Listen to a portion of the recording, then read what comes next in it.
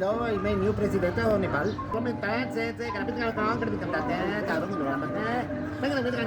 Your speech is so unclear. I speak slower and you will... Namaste. You are welcome to this new episode of Bodh-Varta. Today, for the conversation, I have one special guest all the way from Barcelona. He is Adrian Schvarzstein. He is a multinational artist, comedian, theatre performer, and mostly is known for his innovative street plays.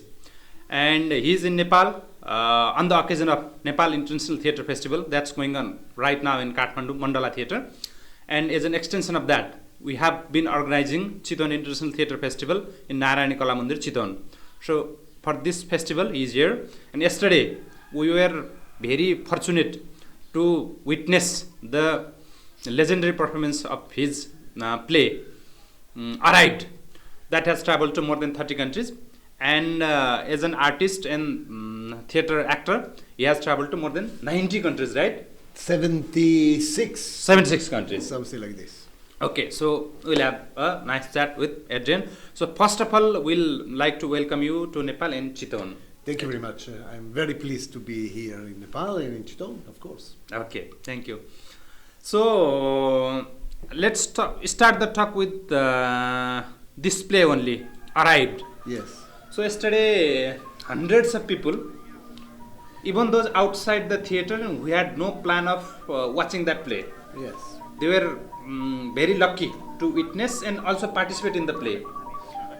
And it relates to the issue of when an immigrant arrives at the new place and makes a new home. So let's start with what was the inspiration behind this play and how this came to existence, and what are your experiences in different countries when you have traveled with this play. So let's start there. Well, first of all, thank you very much for this invitation and to talk about a show. But the most important that the topic of the show is a very basic, universal story that concern everybody. Yeah. And you know how many people are immigrating or emigrating to other countries and how they are receiving and what they're looking for. This is the major inspiration for Arrived. Yeah. You are looking for a family, you are looking for a new home, you're looking for work, you're looking for food, you're looking for to share your own culture, and this is absolutely what is about the show. And of course, I looking with the eyes of an actor and try to make it the audience participate, a very active participated audience, and also with a lot of humor, because one of the most important things in our society is to laugh about ourselves, about our own tragedies. And this is what I also inherited from my family. My family is a Jewish family from Eastern Europe that immigrated to South America in the beginning of the 20th century, more than 100 years ago, for persecution. And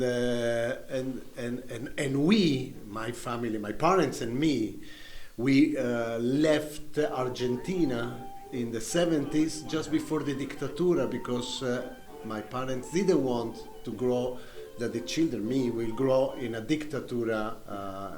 It's Fujimori, right? Fujimori? No, Fujimori is Peru. It's in Peru. Argentina was Videla. Yeah. Okay, but on those periods, Uruguay and Paraguay and Brazil and Chile, they were all under dictatura, and Argentina was the next. Yeah. So it was better to live before all that. Okay. So this is what is I'm carrying in my family, in my story. How old were you when you shifted to Spain? 5 years. No, we went to Italy. Italy first. Yes, I grew up in Italy. I was 5 years old. 5 years old. Yes. And when you shifted to Spain?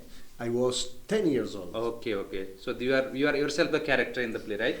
Something like this. I also create a company that is working already almost 20 years. and they tour in also the world. It's called Kamchatka, and they are living in. They are based in Spain, in Catalonia, and they are traveling all over the world, performing another show, also based in the immigration. I think it's a topic that speak with everybody, is universal, and then allow us to work everywhere, and everywhere you can interpret it, you can understand very well what it's about. I was recently also talking about your immigration, because Nepali people are all over, and about your culture and your indigenous identity, and I know that probably the first income of this country is the money of the remittance. Yeah, the remittance. So, sorry. So we know that is a very strong and very important economical income for the country, and the immigration is based on this. But I was very pleased when I was in London performing not so long time ago, it's October last year, and then I see a Nepalese restaurant. And I see this Nepalese family in England, but bringing their own culture, the music inside the restaurant, the food, and I was very happy that they are not the workers that build the stadium in Qatar and treated as slaves.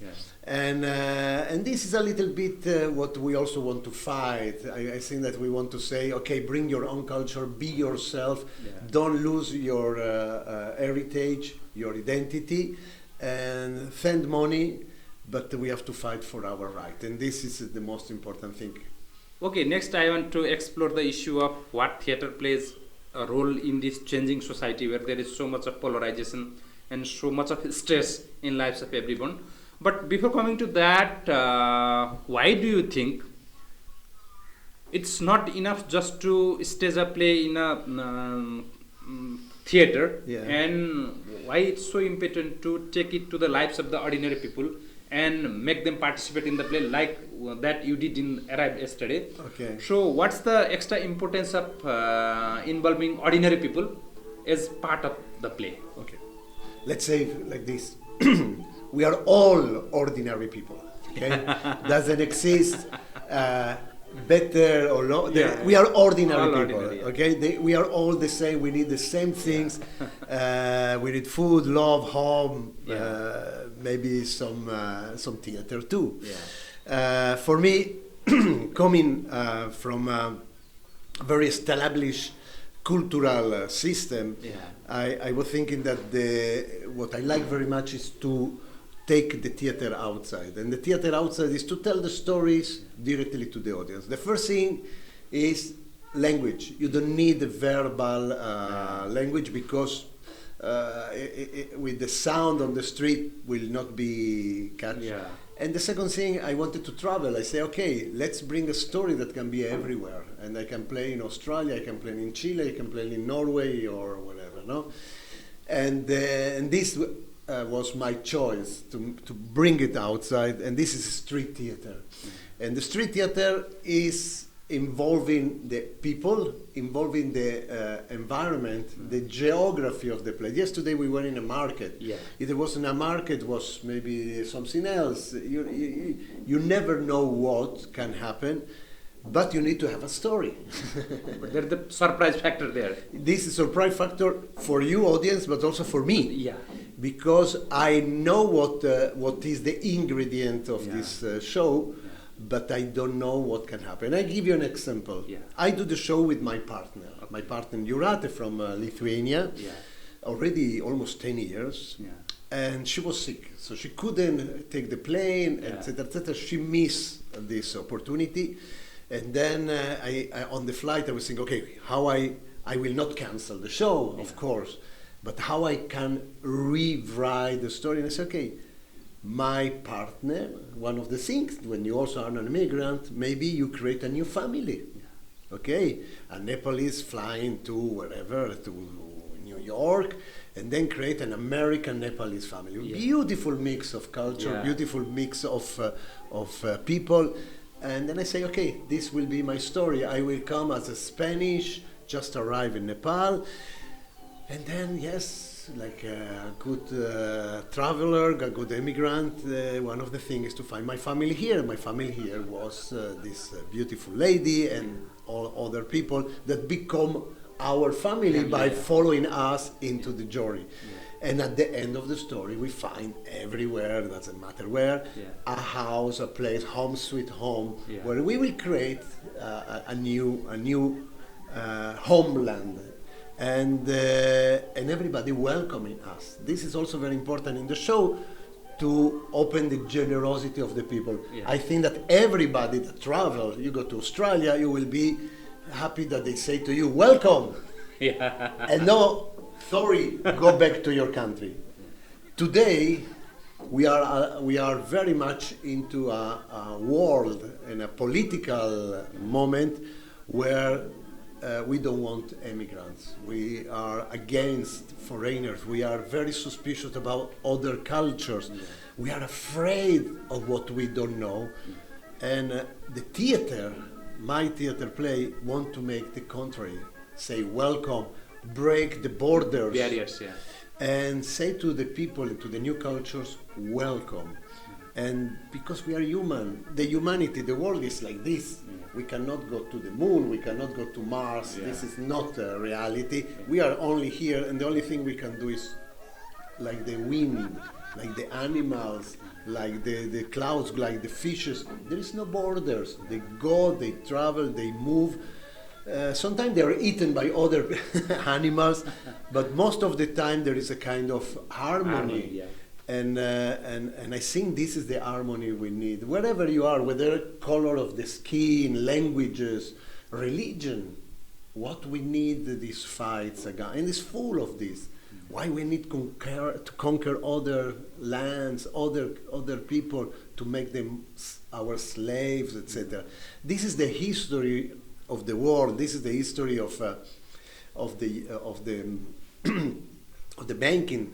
But theater is something that come here to slap, to say, hey, hey, come on, yes, we can share a cucumber, yes, we can laugh together. Yeah, we can laugh together. Even the police, that normally is the authority, become human, become like friends and lovely people, because this is what theater can do, make us all the same. Okay, that's quite good. So, as I just discovered, you seem to share a very poignant family history, which reflects the pathology of human society that we went through during the past century, right? Whatever happened throughout the 20th century, including the 2 world wars, and so many series of tyrannical rulers, authoritarian rulers, brutal regimes that killed a huge number of people, that displaced a huge number of people. Right now, we are living in a moment in history when that history seems set to repeat in some form, right? So there is so much of growing polarization everywhere you go, not only in the West, not only in Europe and America. Of course but not. Everywhere. Yeah, everywhere. Especially when we see from Nepal, in our neighbors, in our south there's India, in our north there is China. What we see are closing societies in which the strong men, not women, strong men rule. And they rule with the iron fist. Yes. And there are very little avenues for freedom of expression. And in that context, I'll briefly explain what we are doing in Nepal. Yes. So in Chittagong, beside this festival, we also run one annual festival of ideas in which we invite speakers, mostly the rebellious speakers from across South Asia, and give them a forum to express things that cannot be said in India, or let's say in Pakistan, Bangladesh, that we have been practicing in Chittagong. So that's our one attempt to resist that tendency to a closed system. So you have traveled to so many countries throughout the world for so many decades now. So how do you see this changing situation of past 4 years, 5 years, or even past year or so, especially after the elections in the United States? What we are seeing is somewhat a redo from the past century. So how do you see the human society as well as the theater artists navigating this changing situation? Yo, it's very complex the situation, and of course we need to focus on what is important for us and for our microcosmos. Of course, we cannot focus on the macro, but this influences us sometimes with the censor. If you think about, I teach in Turkey, yes, and Turkey is now this Erdogan president that is very dictatorial, and then is very much controlling, of course, the opposition. You see what's happened with the mayor of Istanbul that was in prison because he want to Just 2 days ago, he want to run against him, in a democracy. Yeah. So, but then he's tried to cancel democracy. But some of the people the people that came out from the university, from the theater, they wanted to present some plays and they were forbidden because, of course, they're talking about freedom or sexuality that they are not, because yes, they're becoming more Islamic, or etc., etc. And there is topics that they are not allowed, you know. And theater need to open sometimes to crush these doors and open again to the world. But yeah, the situation is not incredible in this moment, and it's not for Donald Trump in America. It was already there. There is some too much energy in destruction. Put it in. I say Putin, by Putin, for example, in Russia, to destruct the others, or to this is what is danger, to rewrite the history. Yeah. Like, for example, I grew up in Italy, and in Italy they try to rewrite that fascism or Mussolini was not so bad, and it was terrible. It was the cause of a catastrophe of millions of people die, on war, destruction, and deportation of people. In Spain, I live in Spain, there is a right-wing party that tried the same with Franco and the dictatura and other kind of catastrophe we suffer in the 20th century, like the Civil War. And this is very dangerous because re-educate people into dictatura or into lack of freedom is for future generation can be a catastrophe. And I give you an example that is a very simple one. Yeah. I work many times also with the refugees in Europe, creating shows together, etc., etc. To show to the refugees, Yes, people that are coming mostly from, for example, I did an opera. I like to do music with Yazidi people. You know the Yazidi from Iraq, Yazidi from Iraq. They displaced by Islamic State. Christians that were massacred by the ISIS. ISIS, And. But one of the stories I really was touched. He was a Syrian guy in Sweden, and then and this is what is dangerous in our education. People go to school and they believe. When I believe what they tell me. If my father say like this, if my government say like this, I think that is true. Yeah. So there was a Syrian guy from Aleppo. He escaped from Syria during the civil war, or actually the massacre of Assad. And then he flee, of course, like the people that are escaping illegally by Turkey, paying somebody $5,000, taking a illegal boat, arriving finally in Sweden. And he told me, I was teach in school that the Jews are eating children and they are very dangerous. So we all believed that those people are very dangerous. That was in Assad, Syria, right? Yes, this in Syria. And we have a very strong president called Assad that protect us from them and protect us from Israel. And Israel want to attack us. But then, who attacked us was our own president when Assad started to bomb Aleppo. Yeah. And then, when I arrived in Sweden, I was welcomed by an organization. Yeah. And the organization was Paideia Institute for Jewish Studies. So the Jews in Sweden welcome me, and they teach me Swedish, and they give me work, and they give me food, etc., etc. And then I discovered that our most terrible enemy was not Israel, was not the Jews, was Assad, himself, was right. our own government. Because a dictatura need to create an enemy, like Putin with Ukrainian, and now Trump, that is another dictator, is with all the foreigners. Wherever you are foreigner, wherever color you are that is not American, the most, America is made by immigrants. Oh, let's deport them, let's take them out, they are bad, they are bad, they are bad, they are bad. And this topic, people start to believe it. Why was elected? Okay, because people believe that this is the problem. It's not a problem. We have to change our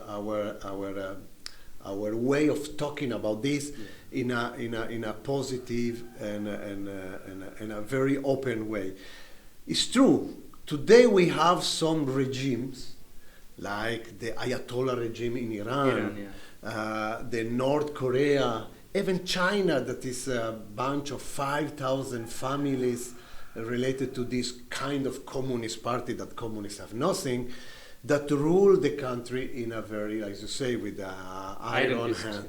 And this is what we need as artists to know in order to understand how to provoke a little bit. I have been in China, and I remember they told me, look, attention to play with the army, because they're a symbol of the army. And I say, well, I have the tools to the construction of this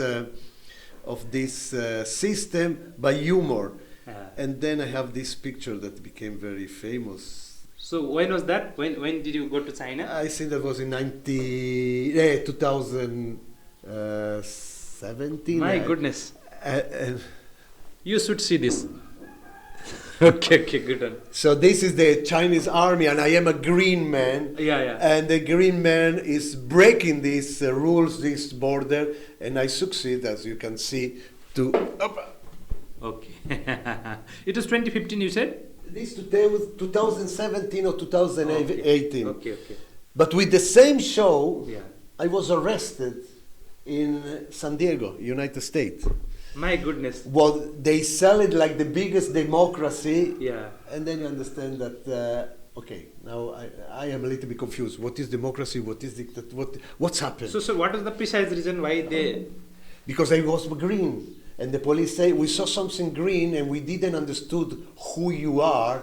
And then they arrest me. And I say, okay, you do the same with black people. And you say with people that are a little bit different of what is your personal concept of humanity. And then what you have to do is instead to ask what you are doing, or, oh, nice, why you are green, is to arrest. And I say, there was a very funny situation because it was a festival in San Diego, and you can understand that there is a theater festival, somebody in green maybe is part of the festival, but no, you have some kind of concept, some kind of closure mind.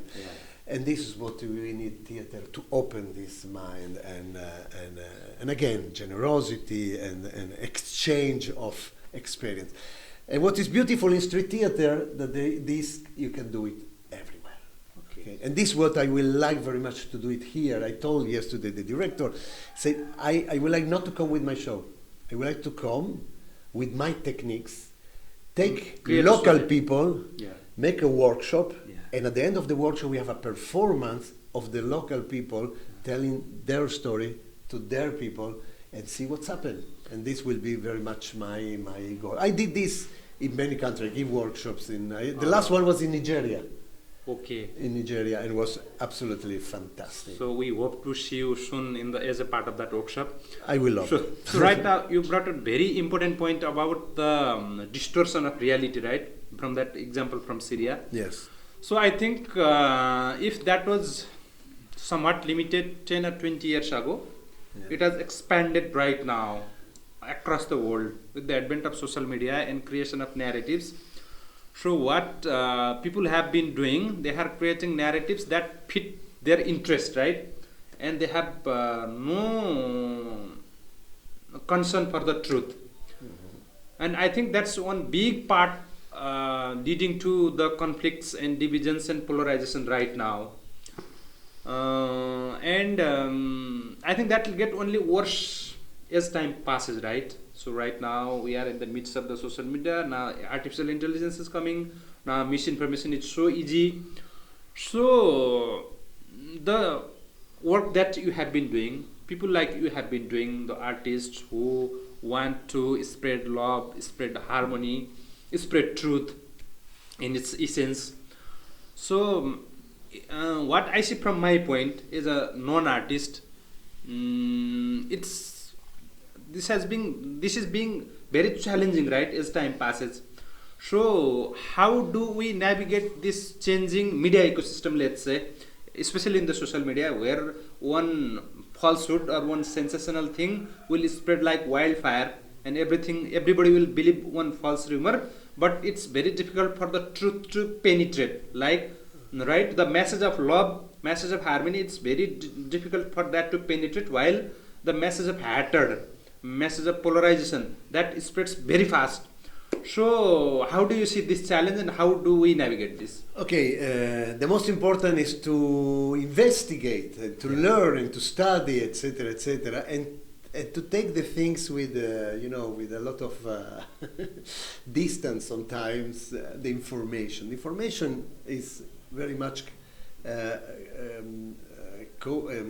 information is arrived from people that maybe have some kind of interest in changing your mind or changing your way of thinking.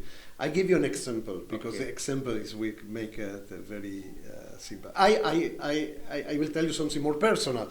We arrived in Spain in 1978. Yeah, okay. In 1978, a lot of people that emigrate to Spain was from South America. So Franco died when? 78, around that 75. time. 75, okay. So most of the people that were coming from South America were escaping from dictatura. We already did, we were in Italy, and then we arrived to Spain. Yeah, okay. Spain was a great country because suddenly open to the world, the dictatura is finished, democracy is going to be built, and a lot of opportunities, work and society, and nice, beautiful country.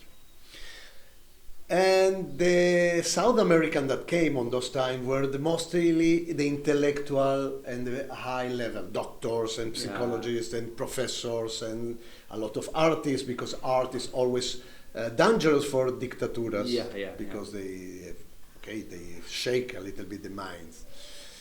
And welcome, because all these develop a society together. Dentists, I remember, dentists were not something typical and then they came all. So this late in the 90s, when the right wing was in power, they didn't call the immigration. They started to add a word. They started to say, and this was also the press started to write, they started to say the problem of immigration. This little word, problem, in the mind of all the people, started to see all those people that came as a part of the problem. But which problem?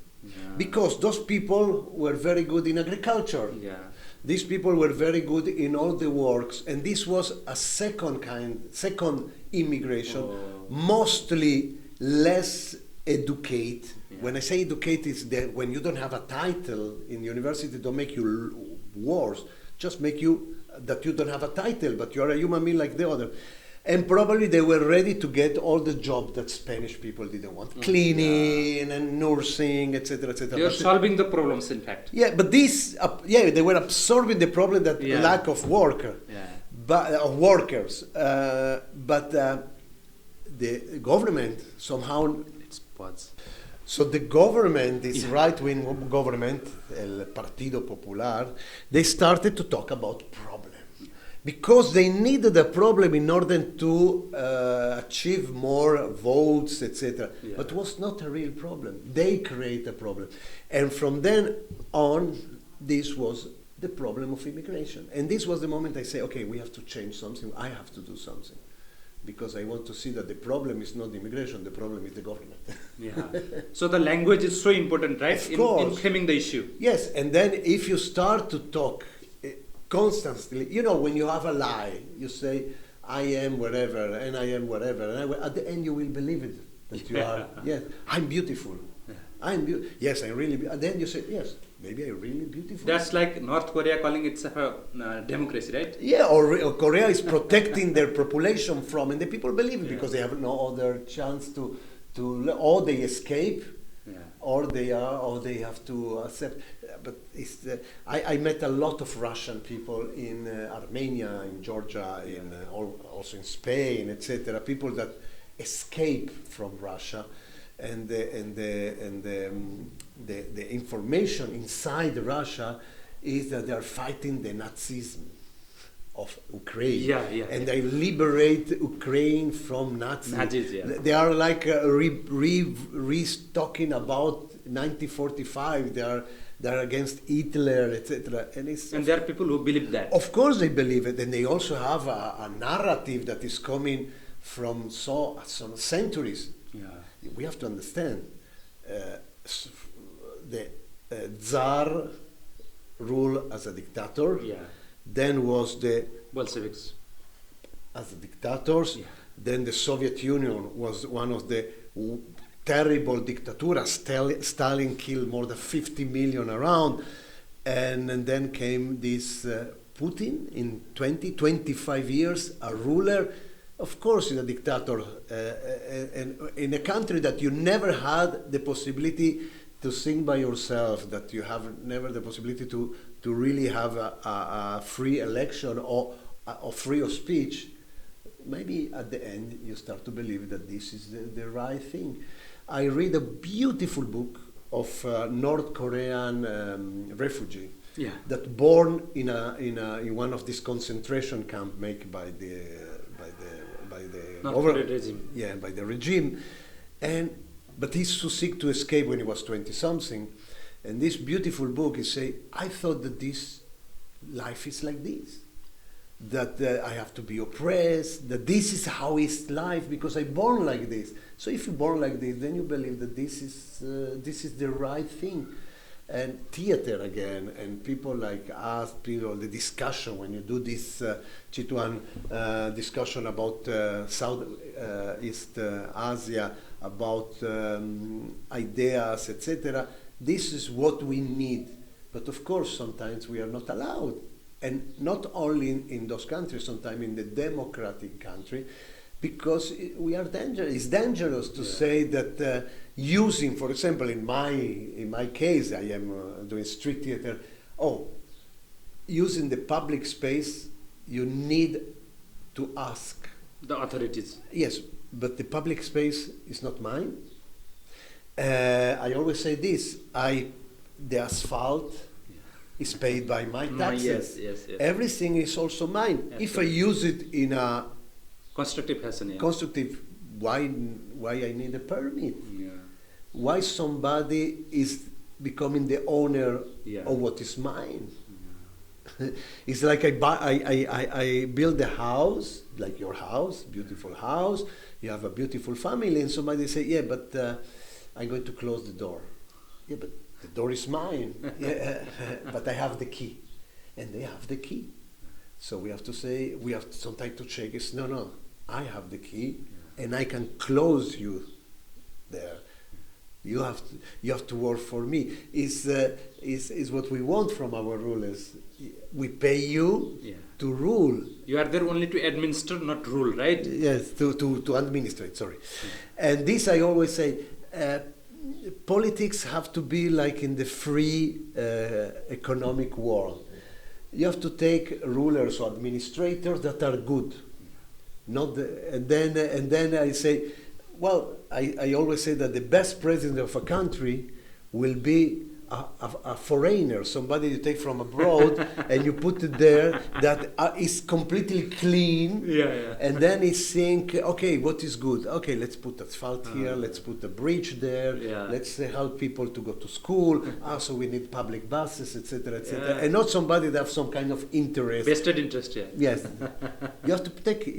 All the government have to be from another country, and then we'll be very good. That's a very nice way to think about this, right? Yes. So Nepalese will administrate India. India will administrate Bangladesh. Bangladesh will administrate Pakistan. And then here we will bring some Spanish people like me. And I want to be your president. I forgot my hat. Okay, we'll arrange it after the show. Yes. So, okay, this has been a nice conversation, and let's conclude this. So, you had in Nepal for how many days now? This is my 5th day. Okay. And I feel absolutely part. After I did 3 shows and I had You are 3 good, families. good enough to be a president of Nepal. Yes, you saw my video. You saw my video? Yeah, no? yeah, I saw. Pradeep showed me. Yes, okay. Okay, So okay. I'll use the clip of that video here also. okay. To show people. Okay, yes. And I think we'll integrate this video with the footage from yesterday's play also. Oh, I will like. And then I need that you send me the link. Okay, of course. Because I want to show to my friends, Yeah, my yeah, people, I'll. when I teach, because I do a lot of workshops, as I say, and I teach it in many places, okay. and I always come with this.